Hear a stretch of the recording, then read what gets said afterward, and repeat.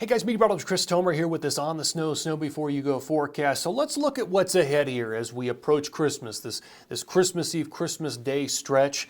So there is some energy, two pieces, one coming out of the Pacific Northwest, one coming on a southern track that will merge somewhere over Wyoming and Colorado, 12, 23, 24.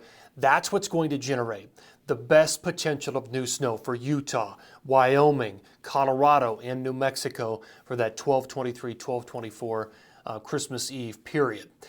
In Utah, it looks like we'll probably get some moderate accumulation out of this. I wish I could say it was going to be heavy, but at this point, I think we'll stay in the moderate category. I'll show you that coming up.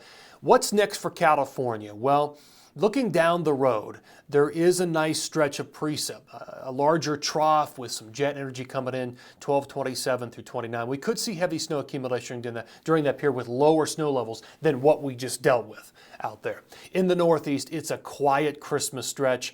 I don't have anything until 1226 to 1228, and even with that, it is looking warm, and it could be mainly rain again, unfortunately. Let me show you my spider chart, odds of best snow. So more purple higher on the web, better odds of new accumulating snow over the next 5 to 7 days. That's Colorado, that's Wyoming, that's Utah. In some cases, that's northern New Mexico.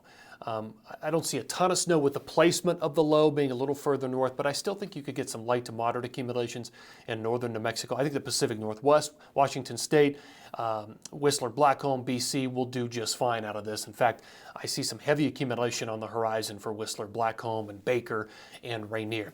So those are the areas to watch in the next 5 to 7 days.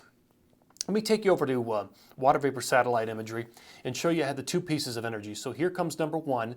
This low crashing into California will dive south and become a southern track area of low pressure. At the same time, you can see an area of spin up here. That's going to come into the Pacific Northwest, and then it's going to move down through the interior, spreading snow through Idaho, Montana, the Pacific Northwest, BC, a little bit in Banff, and the two are actually going to merge right in this area here. So depending on the timing of the merger, that's really what's going to determine how much snow we get in Utah and the Wasatch, in Wyoming, in Colorado, in northern New Mexico, the placement and the timing. So right now that's what I'm looking at. Here's the forecast radar and satellite. So by the time we get into Thursday morning, this is the situation. Some very light snows across southwest Colorado, some leftover very light snows. And the snow levels were just so high this time around in the Sierra, but some leftover snow there. That's part of that southern track low. It starts to make its move. By Friday morning, it's moving into Arizona and then into the Four Corners by Friday afternoon. Here's the magical moment.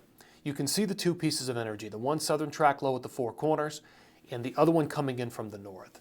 So you can see the two areas of snow. And you can see Salt Lake and the Wasatch are right in between. That's why the timing and the placement of the merger of those two areas is so important. You know, do we just get light snow in the Wasatch, or do we get something more? Do we get moderate snow, depending on the timing of that merger? So watch what happens. Here we are on Saturday in the afternoon. It looks like some snow from the Tetons, Big Sky, all the way down through the Wasatch, snowing in Colorado. And then you can see what happens by the time we get into Christmas Eve, a much larger swath of snow, especially in parts of south and southeastern Wyoming and parts of Colorado. Looks like snow down into the Denver area at 5280.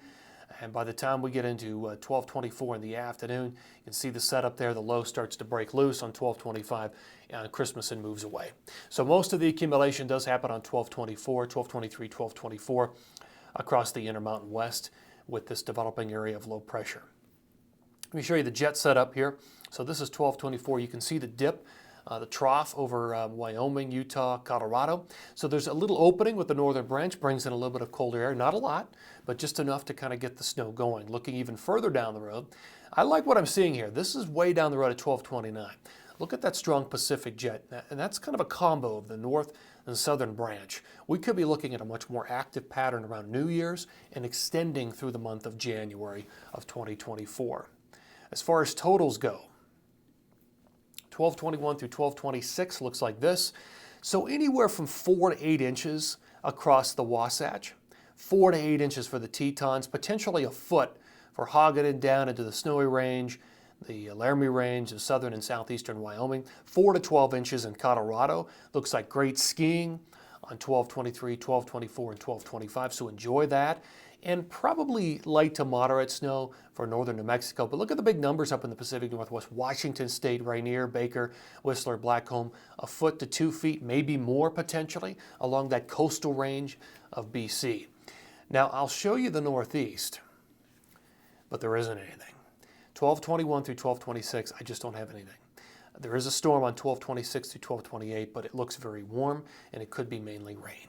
All right, guys, that's going to do it for this On the Snow Before You Go forecast. Have a great end of the week and stretch into Christmas Eve. Enjoy the new snow across the west, and take care.